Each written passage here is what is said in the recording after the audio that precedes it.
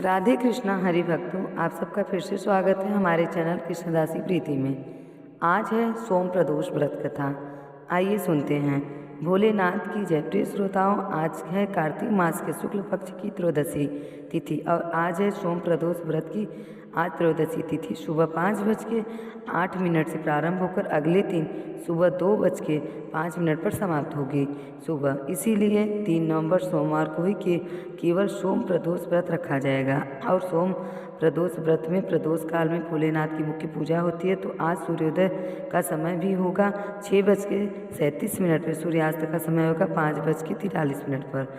तो ये सब थी आज के शुभ मुहूर्त। अब आइए सुनते हैं प्रदोष व्रत कथा। यहाँ उससे पहले हम सभी मिलकर भोलेनाथ और माँ पार्वती से प्रार्थना करते हैं कि ओम श्री गणपताय नमः। आदिदेव महेश्वर भोलेनाथ शंकर हैं, जगत जननी माता पार्वती रहें, शीतल मनोहर चंद्रदेव। आज सोम प्रदोष व्रत के इस पावन समय में हम सब आपके चरणों में श्रद्धा भक्ति से उपस्थित हुए हैं। प्रदोष काल वह समय है, वह तीनों लोकों में पवित्रता फैलती है। देव ऋषि भी आपके ध्यान में ही लीन होते हैं। हम भी उसी भाव में अपने मन, वाणी और कर्म को शुद्ध करते हुए अपने दिव्य स्वरूप का स्मरण करते हैं। ये नीलकंठ महादेव, आप तो भोलेनाथ का भोलापन संभालने वाले हैं, नादान भी हैं, अपना लेने वाले हैं, पर अपने एक आवाहन मात्र से प्रसन्न होने वाले हैं। हे माँ पार्वती, आप करुणा, ममता और क्षमा की मूर्ति हैं। आपके आंचल में समा जाने से भटकता हुआ हृदय भी शांत हो जाता है। चंद्रदेव, आप दिवस शीतल और शांत हैं। आपकी चंद्र कलाओं से जीवन में माधुर्य, प्रेम और स्थिरता आती है। हे देवाधिदेव महादेव, हे जगदम्बे, हे चंद्रदेव, आज इस व्रत में, पूजन में, ध्यान, जप, नियम या संकल्प में, कथा श्रवण में हमसे कोई त्रुटि हो जाए तो हमें क्षमा करें। आइए सुनते हैं सोम प्रदोष व्रत की कथा। पौराणिक कथा के अनुसार एक बार एक नगर में एक ब्राह्मणी रहा करती थी। उसके पति का स्वर्गवास हो गया था। अब उसका सहारा केवल इकलौता पुत्र ही था, जिसके साथ वह सुबह से ही भिक्षा मांगने के लिए निकल पड़ती थी। इस तरह दिन भर भिक्षा में ले हुए अन्न से ही वह अपना और अपने पुत्र का पेट पालती थी। एक दिन घर वापस आते समय ब्राह्मणी को एक बालक घायल अवस्था में मिला। ब्राह्मणी को उस पर दया आ गई और उसे एक अपने घर ले आई। लड़का विद्रवक देश का राजकुमार था। शत्रु सैनिक ने उसे राज्य पर आक्रमण कर लिया था और उसके पिता को बंदी बनाकर उसे राज्य पर अधिकार कर लिया था। इसीलिए वह बालक मारा फिर रहा था। अब राजकुमार अब ब्राह्मणी और उसके पुत्र के साथ उनके घर में ही रहने लगा और उनके पुत्र की तरह ही पलने पर बहुत बढ़ने लगा। एक दिन वह ब्राह्मणी अपने पुत्र के साथ राजकुमार को लेकर भिक्षा मांगने के लिए गई। वहीं पर अनुसुमति नाम की एक गंधर्व कन्या ने राजकुमार को देखा तो उस पर मोहित हो उसे अगले दिन वह अपने माता पिता राजकुमार से मिलवाने के लिए लेकर आई। और कुछ ही दिनों के बाद अंशुमति के माता पिता को भगवान शंकर ने स्वप्न में आदेश दिया था कि राजकुमार और अंशुमति का विवाह करवा दो। उन्होंने वैसा ही किया। वह विधवा ब्राह्मणी भगवान शिव की परम भक्त थी और सारे प्रदोष व्रत करती थी। उनके प्रदोष व्रत का ही प्रभाव था कि राजकुमार ने गंधर्व राज की सेना की सहायता से विद्रवक देश के शत्रुओं को भगा दिया और अपने पिता का खोया हुआ राज्य पुनः प्राप्त कर लिया और सुखपूर्वक जीवन बिताने लगा। राजकुमार ने ब्राह्मणी के पुत्र को अपना मंत्री बना लिया। ब्राह्मणी के प्रदोष व्रत के कारण भगवान शंकर की कृपा से जैसे राजकुमार और ब्राह्मणी के पुत्र दिन सुधर गए, वैसे ही भगवान शंकर अपने हर भक्त पर कृपा बनाए रखते हैं और उस सबके दिन संवारते हैं। इस प्रकार था सोमवार व्रत रखने से अगले पिछले जन्मों के सभी पाप का नाश हो जाता है और सारी मनोकामनाएं पूर्ण हो जाती हैं। निरोगी काया की प्राप्ति होती है। पौराणिक मान्यताओं के अनुसार चंद्रदेव को पाप के कारण क्षय रोग हो गया था। इस पाप के निवारण हेतु उन्होंने भगवान शिव की पूजा अर्चना की थी। सोम प्रदोष व्रत रखकर प्रदोष काल में भगवान शिव का पूजन अर्चना किया। अब सुनिए सोमवार के दिन सुनी जाने वाली भगवान शिव की कथा। एक बार किसी नगर में एक साहूकार था। उसके घर में धन की कोई कमी नहीं थी, लेकिन उसके कोई संतान नहीं थी। इसी कारण वह बहुत दुखी था। संतान प्राप्ति के कारण वह हर सोमवार को व्रत रखता था और पूरी श्रद्धा के साथ शिव मंदिर जाकर भगवान शिव और माता पार्वती की पूजा किया करता था। उसकी भक्ति देखकर एक दिन माँ पार्वती प्रसन्न होकर भगवान शिव से साहूकार की मनोकामना पूर्ण करने का निवेदन करती हैं। पार्वती जी के आग्रह पर भगवान शिव ने कहा कि हे देवी, इस संसार में हर प्राणी को उसके कर्मों का फल मिलता है और जिसके भाग्य में जो हो उसे भोगना ही पड़ता है। लेकिन पार्वती जी ने साहूकार की भक्ति देखकर उसकी मनोकामना पूर्ण करने की इच्छा व्यक्त की। माता पार्वती के आग्रह पर भगवान शिव ने साहूकार को पुत्र होने का वरदान तो दे दिया, लेकिन उन्होंने बताया कि यह केवल 12 वर्ष तक ही जीवित रहेगा। माता पार्वती और भगवान शिव को संवाद को साहूकार सुन रहा था, इसीलिए उसे ना तो इस बात की खुशी हुई और ना कोई दुख, बल्कि वह पहले की तरह शिव जी की पूजा करता रहा। कुछ समय के बाद साहूकार की पत्नी ने एक पुत्र को जन्म दिया।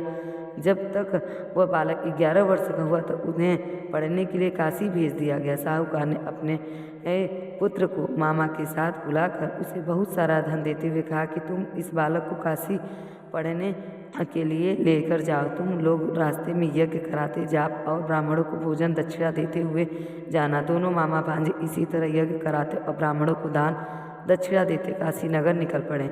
इस दौरान रात में एक नगर पड़ा जहाँ नगर के राजा की कन्या का विवाह था, लेकिन जिस राजकुमारी से उसका विवाह होने वाला था वह एक आँख से काना था। राजकुमार के पिता ने अपने पुत्र के काना होने को छिपाने लगा और सोच रहा था क्यों न उस साहूकार के पुत्र को दूल्हा बनाकर राजकुमारी से विवाह करा दूं और विवाह के बाद उसको धन देकर विदा कर दूंगा और राजकुमारी को अपने नगर ले जाऊंगा। लड़के ने दूल्हे के वस्त्र पहनाकर राजकुमारी से विवाह करा दिया। साहूकार का पुत्र ईमानदार था, उसे यह बात सही नहीं लगी, इसीलिए अपने अवसर पाकर राजकुमारी के दुपट्टे पर लिख दिया कि तुम्हारा विवाह मेरे साथ हुआ है, लेकिन जिस राजकुमार के साथ तुम्हें भेजा जाएगा वह एक आँख का काना है।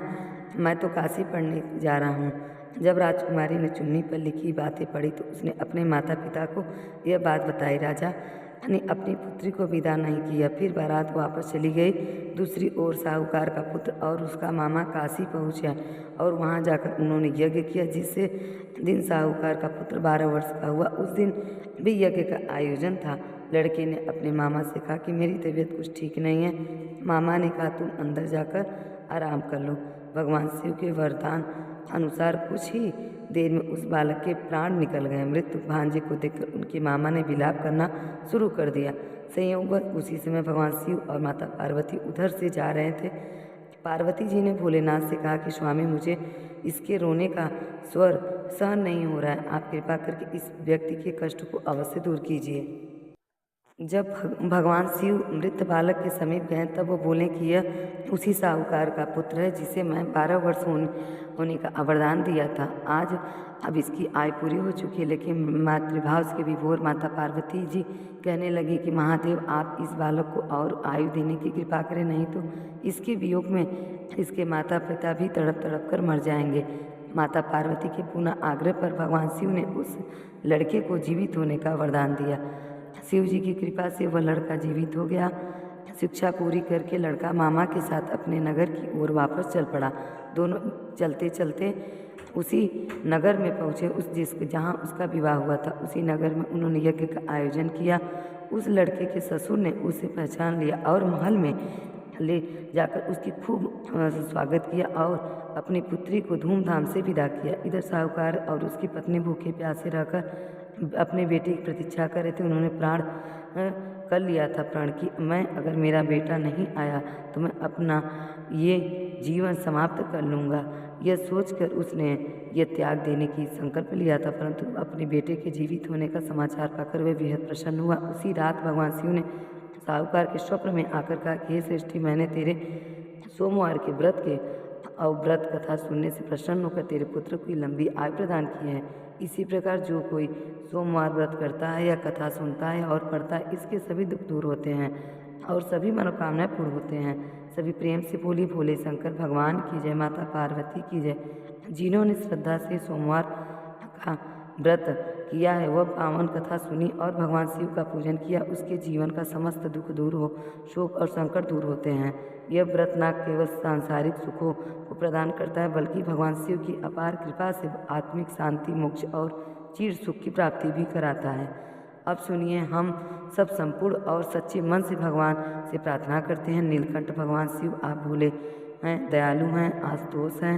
हमने जो कुछ भी पूजा व्रत और कथा श्रवण किया है, ये हम यदि इसमें कोई त्रुटि रह गई तो क्षमा करें। हमें अपने चरणों में अटल भक्ति और जीवन में सच्ची समझ प्रदान करें। हमारे जीवन में अज्ञान, अंधकार और अधर्म का नाश करें। शिव शिव कहकर हम जीवन की राह पर चलें, यही हमारा संकल्प है। ओम नमः शिवाय। सोमवार व्रत की महिमा अमोघ। जो भक्त सच्चे मन से इनका पालन करता है, उनके जीवन में धन, वैभव, संतान सुख, वैवाहिक सुख और सभी मनोरथ की पूर्ति निश्चित होती है। भगवान शिव से यही प्रार्थना है कि हे प्रभु, आप सब पे, हम सब पे कृपा बनाए रखना। हर हर महादेव। सोम प्रदोष सोमवार व्रत के दिन पड़ता है, वह सोम प्रदोष कहलाता है।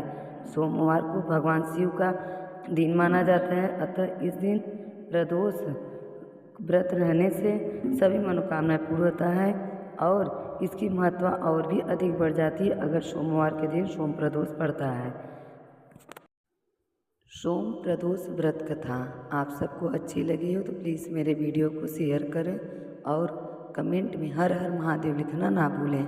राधे राधे।